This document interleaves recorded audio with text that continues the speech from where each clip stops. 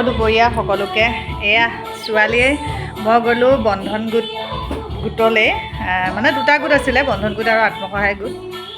আৰু ছোৱালীক ঘৰত থৈ পেলাই গ'লোঁ আজি কলেজ যোৱা নাই গান লগাই পূৰা একদম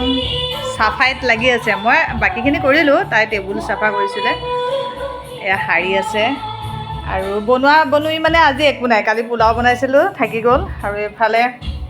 মাংস আছে এফালে চব্জি এফালে শুকান মাছৰ ভাজি আৰু আন বাটতে পাই ইয়াত লৈ আহিছোঁ মোৰ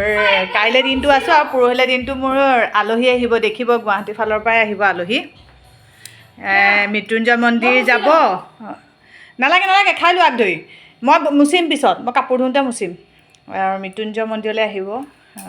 দেখিব আপোনালোকৰ নিশ্চয় চিনাকি মই নাম চাম নকওঁ আৰু মানুহজনটো নাই গম পায়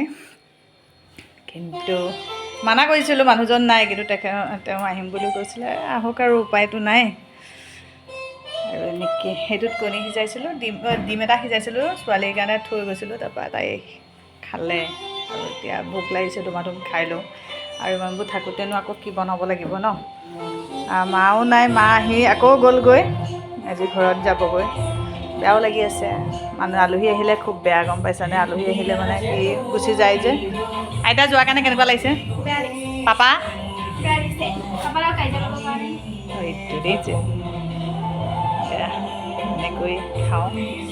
আপোনালোকে খালেনে জনাব